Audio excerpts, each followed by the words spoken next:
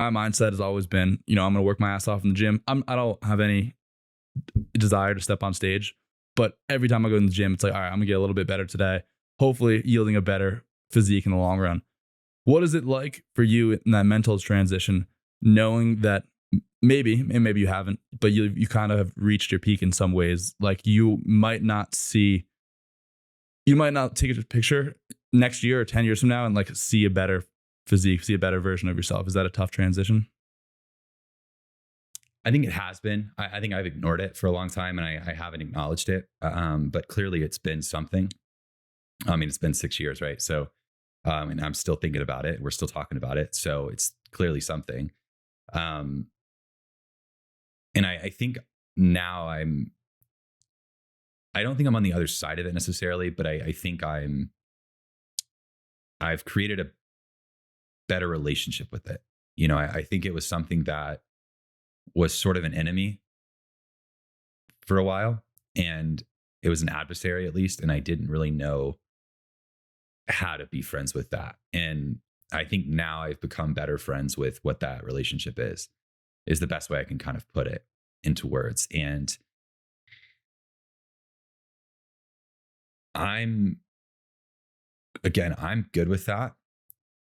And there's a part of me too that also understands the just overall impact of my health when it comes to lifting weights consistently, right? And I'm not a child anymore. It's not the phase of life I'm in anymore, and I think no matter who you are, you're always going to have this tie back to whatever the glory days were for you physically. We all kind of like reference that, whether you reference it ad nauseum and become a total tool and douche is a different story. But there's always something, right? It's always something of like, yeah, I used to X, Y, and Z. You're Everest, right? Yeah, it's you climbed it and you stood on top of it. You put your flag down and you're like, I did it. And it felt great. And now you have to sort of come to reality of, well, that's out of my life now. Like, I don't think I'll step on stage again. I have no ambitions to. I'm really grateful that I had that again. I'm really grateful for that period of my life, but I'm also really grateful that it's over.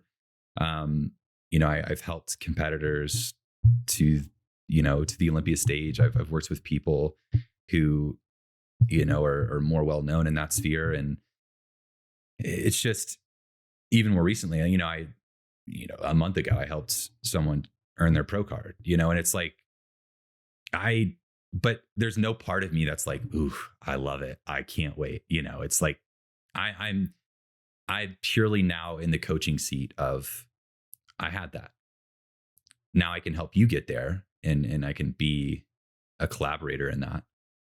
But there's really no part of me that's like, man, I miss it. Yeah. So I think a lot of people, including myself, and I'm sure you, suffer a little bit with maybe not clinical body dysmorphia, but we always think worse than we think we look worse than we actually do. I go to Armbrust in Denver, which I'm sure you've been to. Oh yeah.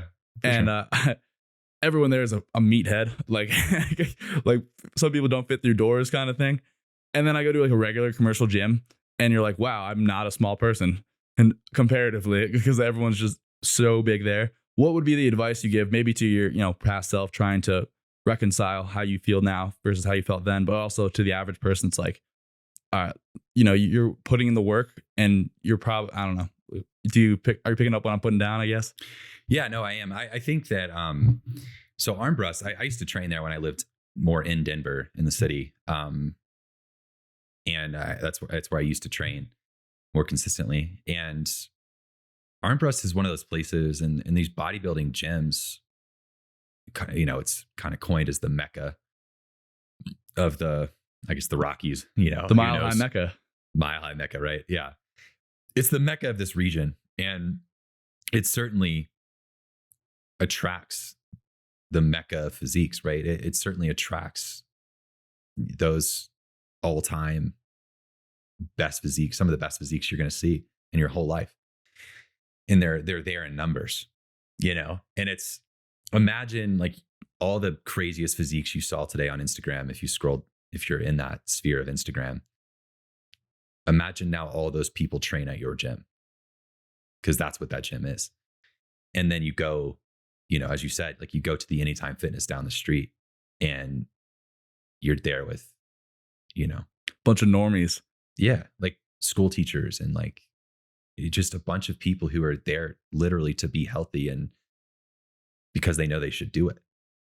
And those are two separate experiences, and it's sort of like there's also that thing of you have to reframe, and you have to understand the context of the world you're existing in, right? And I think we all get in our heads about this part of, if you've, when you get into lifting, you sort of sign the contract of, when you get into lifting, especially to look better, and if your goal is to build muscle, and especially if you get into bodybuilding at all, or at least within the culture of bodybuilding, you sort of sign this unwritten contract of, I'm forever dissatisfied with the way that I look, and not like completely, but there's obviously a large continuum there, but you're at least on the continuum wherever you exist on it. Right. And so you're in that culture, you're in that sphere. And I think the best thing you can do is learn how to remove yourself from it at any given time, and understand the context of where you're at, and reframe that. Because again, like you walk into let's keep arm press as the example, right? You walk into that gym, you're instantly small, you're instantly weak, you're instantly the most average person at that gym, right? Even if you have an impressive physique, like if you're not a world-class bodybuilder, like you're an average person at that gym. You just are. But then again, you go to Anytime Fitness. Well, you may be the biggest guy there. You may be the most in shape, at least one of the most in shape people at that gym, right? And so that reframes it instantly there, which is helpful, right? That's not a knock to anyone at the Anytime. That's not even a kudos necessarily to anyone at Arm Press. That's just the reality of the situation. And the same, on the same coin, it's like you go to any beach in the US, like if you lift weights and are somewhat healthy and somewhat in shape and reasonably or relatively lean, like you probably have one of the best physiques on that beach that you're going to see on that beach, no matter how long you spend there. And so understanding the context of that situation and being able to understand the framing of that, I think is really, really important. And that's something that I wasn't able to do for a long time. But now it's like conversations that I have with clients. It's you're comparing again, we have these conversations on social media all the time. It's like you're comparing yourself. If you're only comparing yourself to the people you look up to on Instagram, like, well, that's a far out concept. Like it's an impossible feat, Mm-hmm. and you're consistently going to be dissatisfied with that. But if you compare yourself just with the average of the people you spend, like actually you're spending your life around in your community, like you're in good shape. Like you're fine. You're doing great. Keep going. Like don't get down on yourself there. So I think it's a framing thing. And I think you have to learn how to remove yourself from it if you're in it. How do you level that though? So it's like, I always want to look better. I always want to look like C-Bomb or whatever, but I also understand that, I look decent. I'm pretty good. I've done the work. Chris Williamson gives the example that the average American man it's like still lives in his mom's basement or something, like makes under 10,000 or has under 10,000 days in the week, $10,000 in the bank. And I'm probably paraphrasing, but it's basically like, if you go to the gym 3 times a week, you have a decent income, you don't live in your mom's basement, like you are more than above the average. Mm-hmm. I think it's a concept that, Sam Harris talks a lot about, and it's this marriage and this consistent relationship you have with being and becoming. And you have to understand that's never going to go away. And you have to learn how to exist with that, both versions of that person, of you, right? You have to. It's like what I could be and what I'm becoming. who you are and what you could become, and to be in it. Again, it's the concepts are easy, but the actual execution of that's very hard, and it takes daily practice. It's similar to like meditation. You explain what meditation is. Oh, that seems simple enough. But if you've ever meditated, you realize that this is quite a challenging thing to do consistently, especially, and to do it to the point where it's productive for you, right? It's a challenging thing.